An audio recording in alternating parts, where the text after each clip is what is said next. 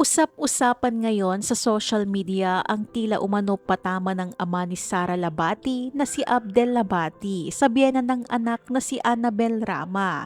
Masayang nakakasama ngayon ni Sara ang kanyang magulang na kagagaling sa Switzerland para magbakasyon at para kumustahin ang kanilang nag-iisang anak na si Sara. Base sa mga latest post ni Sara ay makikita nga ang bonding moments ng magulang kasama ang dalawang anak nila ni Richard na si Zion at Kai.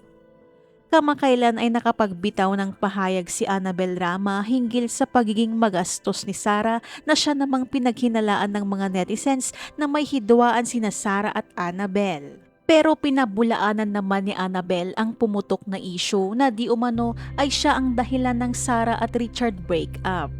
Nasambit din niya na tila ang nanay at tatay umano ni Sara ang siyang totoong kontrabida at dahilan kung bakit nagkagulo. Ayon pa kay Annabel, hanggat maaari ay ayaw niyang maghiwalay sina Sara at Richard dahil mahal na mahal niya ang kanyang mga apo. Naintriga ang mga netizens sa post ng ama ni Sara Labati sa Instagram account nito na tila patama umano kay Annabel.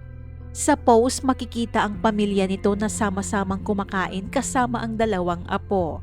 Sa caption naman sinabi ni Abdel na ine-enjoy niya ang pagkakataon na kasama ang pamilya. Enjoying every moment with family. The convoy keeps going and don't mind dogs barking. Dahil dito, napuno ng samut-saring komento ang naturang post na ito ni Abdel. I like the dog name Annabel. Cute name for a dog, one of a kind. That's good. Don't mind that biyena na sobrang matapobre na, arogante pa. Hais kawawa ang anak niyang mamas boy, walang magawa kundi matuwa na lang kasi nakabalik na ulit siya sa pala ng nanay niya. Kawawang Richard, hinayaan niyang sirain lalo na ng nanay niya ang napakagandang pamilya niya.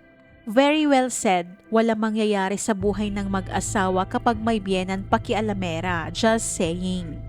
Laban tatay, anak ko nga gustong ipabalik sa tiyan ng MIL ko. Yun yung pinaka-worst at hindi ko makakalimutan buong buhay ko.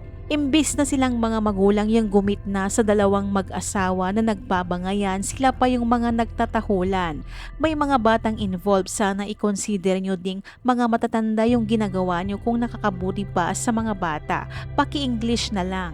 Samantala, sa ulat ng News 5 ay nakapanayam ni MJ Marfori si Sara Labati at hiningan nga ito ng pahayag sa estado ng relasyon nila ni Richard.